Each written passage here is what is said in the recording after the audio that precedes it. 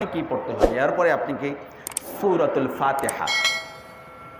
সূরাতুল ফাতিহা এমন একটি সূরা যে সূরার অনেকগুলো নাম রয়েছে, উম্মুল কিতাব, উম্মুল কুরআন, সূরাতুল ফাতিহা, সূরাতুশ শিফা, সূরাতুস সালাত অর্থাৎ সালাতের সূরা। যে সূরাটা প্রত্যেকটা রাকাতে আপনাকে পড়তেই হবে। লা সালাতা ইল্লা বিফাতিহাতিল কিতাব, নবী সাল্লাল্লাহু আলাইহি সাল্লাম বলছেন সূরাতুল ফাতিহা ব্যতীত কোনো সালাত কবুল হবে না। সালাত যদি আপনি আদায় করেন সূরাতুল ফাতিহা আপনাকে পড়তেই হবে।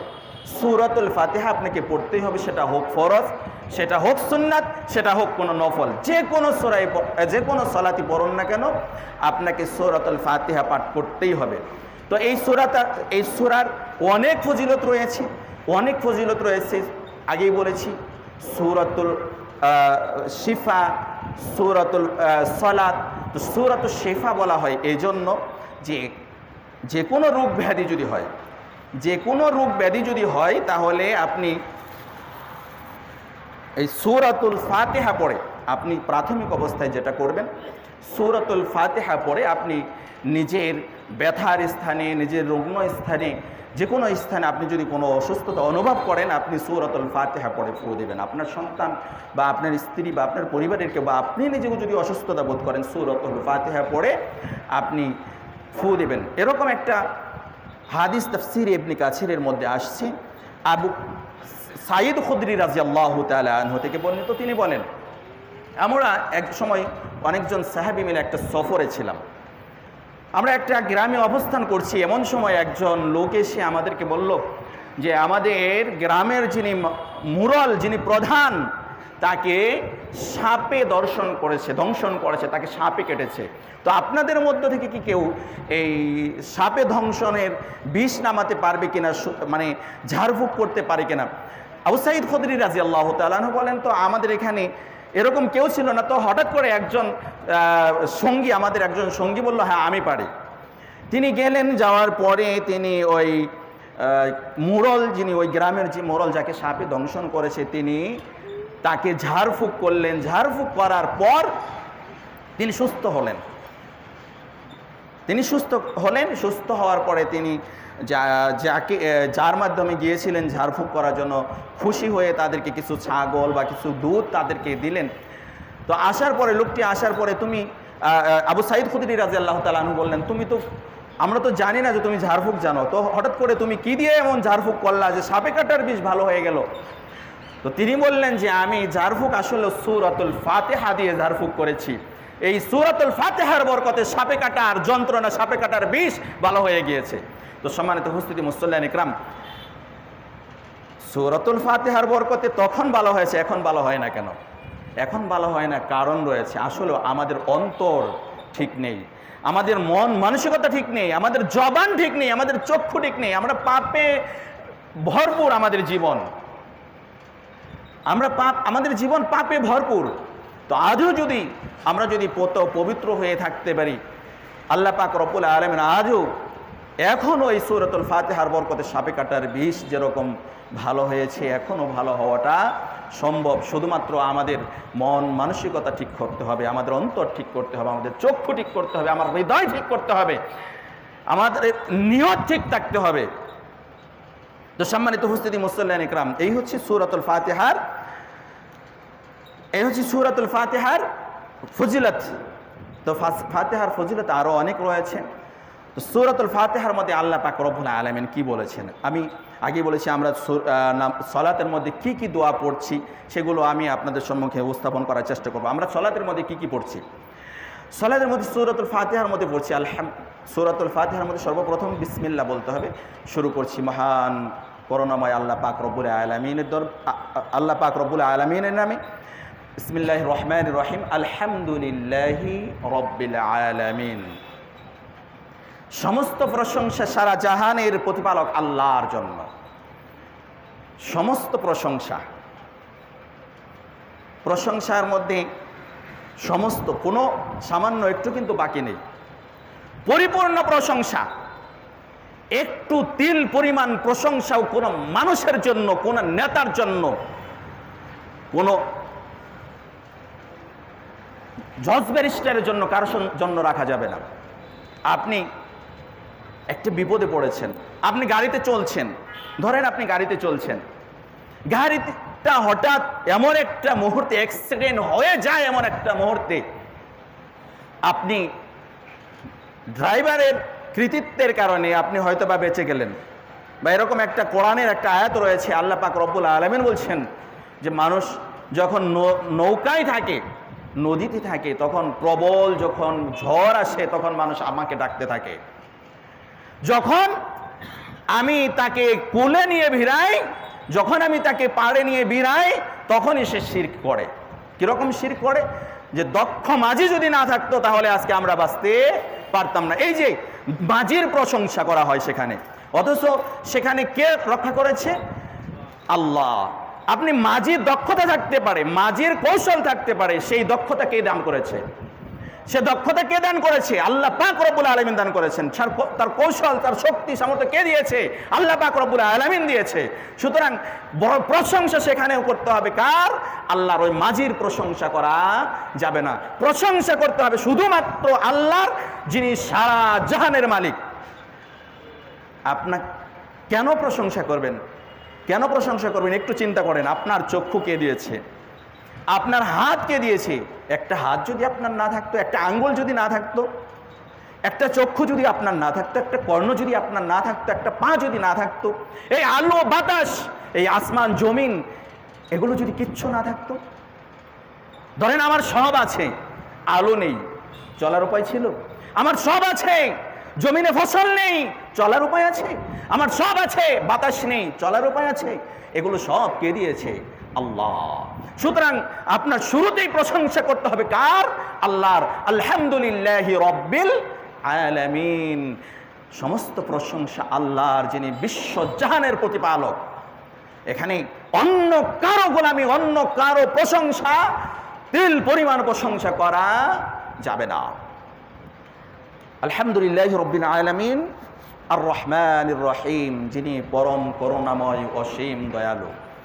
তার করুণা ছাড়া, আল্লাহর করুণা ছাড়া, আল্লাহর দয়া ছাড়া একটু চিন্তা করেন, একটা মুহূর্ত টিকে থাকা সম্ভব নয়।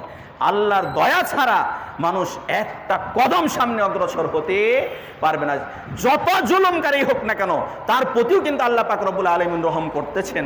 হয়তোবা সে এক সময় ফিরে আসবে, হয়তোবা সে এক সময় ফিরে আসবে। সম্মানিত উপস্থিতি মুসল্লিয়ান ইকরাম, আমরা মনে করি যে অমুকে অনেক জুলুম করছে, অমুকে অনেক জুলুম করছে, কেন আল্লাহ পাক রব্বুল আলামিন তাকে পাকড়াও করছেন না? কেন আল্লাহ পাক রব্বুল আলামিন তাকে বিচার করছেন না, তাকে শাস্তি দিচ্ছেন না?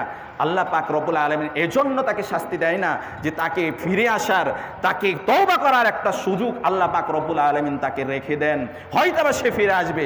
যদি সে ফিরে না আসে, আল্লাহ পাক রব্বুল আলামিন তাকে একদিন না একদিন তাকে পাকড়াও করবেন, এটা নিশ্চিত। তো যেটা বলছিলাম, আর রহমানির রহিম, রহমান যিনি পরম করুণাময়, অসীম দয়ালু। রব্বুল আলামিনের করুণা, দয়ালু ছাড়া কোনো মানুষ, সে জুলুমকারী হোক না কেন, সে টিকে থাকতে পারবে না।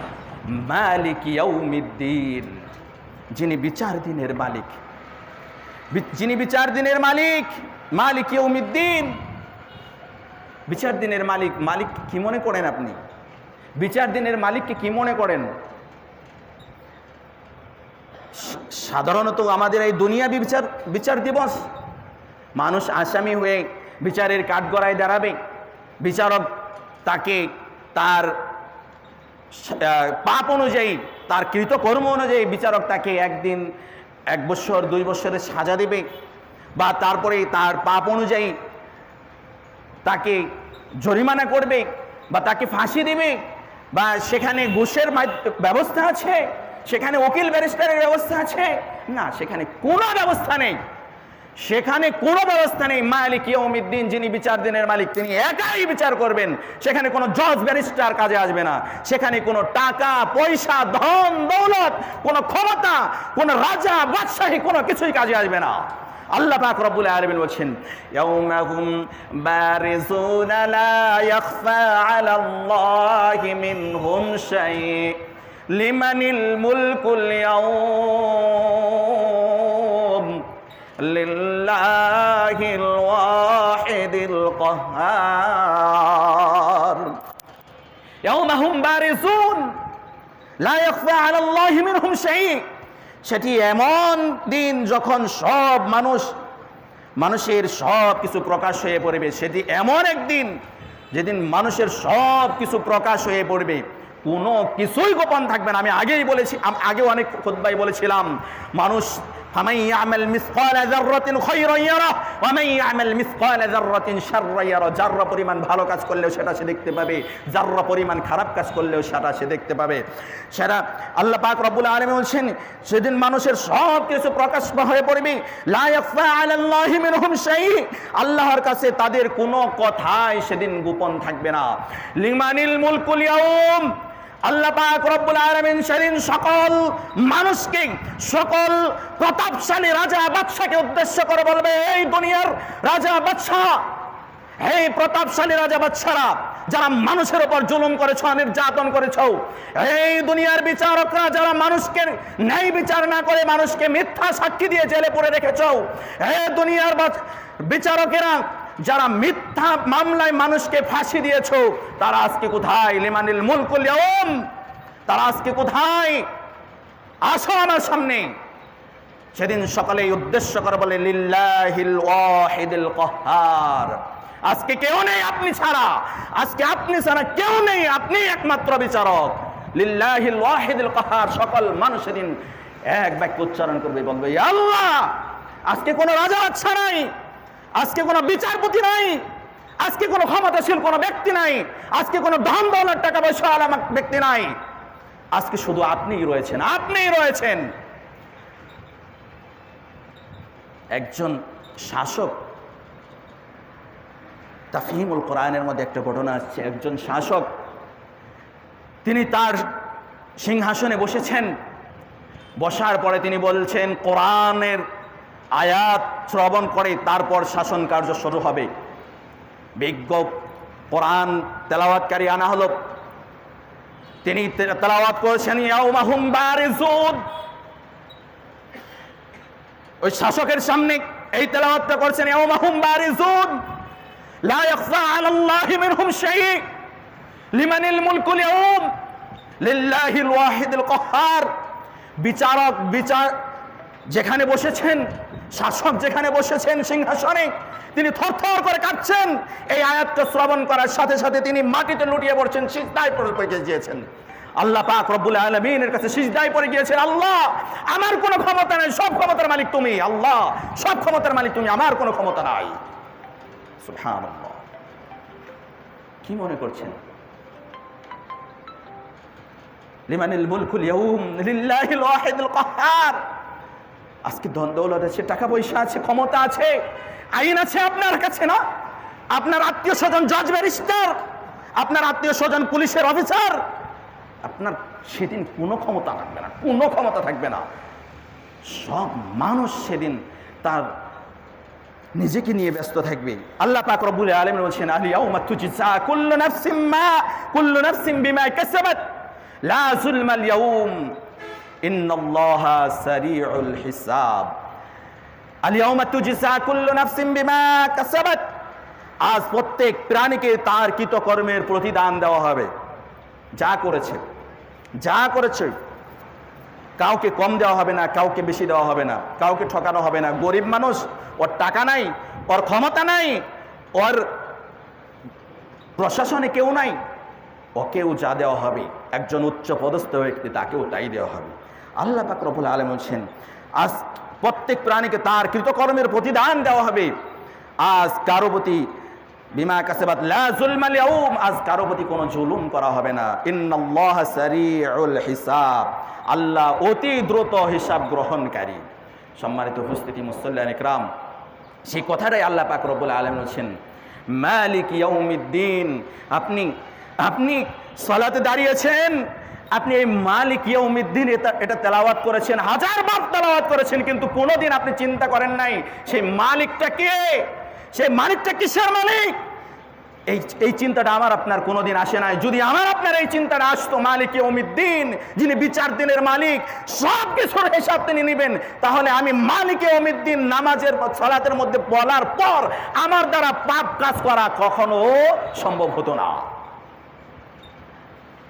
আমি তখন চিন্তা করতাম যে বিচার দিনের মালিক তিনি তো, আমি তো বলেছি সালাতের মধ্যে তো আমি তো রব্বুল আলামিনকে ঘোষণা করেছি যিনি বিচার দিনের মালিক, তিনি সব যেহেতু জানেন, সব হিসাব করবেন, আমি তাহলে বাহিরে গিয়ে কিভাবে আমি পাপ কাজ করি। এই চিন্তাটা যদি আমার থাকতো, এই চিন্তা নিয়ে এই অনুবাদ যদি আমি জেনে বুঝে সালাত আদায় করতাম, আমার দ্বারা পাপ কাজ হতো না। তো সম্মানিত উপস্থিতি, মুসল্লিয়ান ইকরাম, একটু বুঝে সালাত আদায় করার চেষ্টা করবেন, বুঝে বুঝে সালাত আদায় করার চেষ্টা করবেন। এই জন্যই আমি আপনাদের সম্মুখে আজকে আমরা তেলাওয়াতে বা সালাতে যা কিছু পড়ছি সেগুলো আপনাদের সম্মুখে উপস্থাপন করার চেষ্টা করছি, বোঝানোর চেষ্টা করছি, একটু বুঝবেন। ইয়্যাকা না'বুদু ওয়া ইয়্যাকা নাস্তাঈন, আমরা সালাতের মধ্যে কি ঘোষণা করছি? ইয়্যাকা না'বুদু ওয়া ইয়্যাকা নাস্তাঈন, আমরা একমাত্র তোমারই ইবাদত করি এবং তোমারই কাছে সাহায্য প্রার্থনা করি। আমরা সালাতের মধ্যে বলছি আমরা তোমারও ইবাদত করি, বাহিরে গিয়ে আমরা কার? শয়তানের ইবাদত করি, শয়তানের গোলামি করি।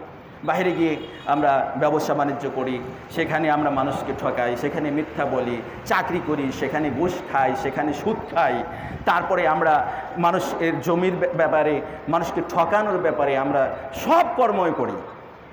কিন্তু আমরা আল্লাহ পাক রব্বুল আলামিনের কাছে কি বলছি? আমরা তোমারও ইবাদত করি। আমরা সালাতের মধ্যে বলছি আমরা তোমার ইবাদত করি, বাহিরে গিয়ে আমরা কি করি? শয়তানের ইবাদত করি। তো আমরা সালাতের মধ্যে যেটা করি, যেটা বলি, সেটা যদি আমরা বাহিরে কার্য করি, তাহলে কিন্তু আমাদের মধ্যে এই সমাজে পাপ আর থাকে না। আমরা সালাতে যা বলছি তাই বাহিরে পালন করার চেষ্টা করব ইনশাআল্লাহ। আল্লাহ পাক রব্বুল আলামিন বলেন ইয়্যাকা না'বুদু ওয়া ইয়্যাকা নাস্তাঈন, আমরা তোমার ইবাদত করি এবং তোমারই কাছে সাহায্য প্রার্থনা করি।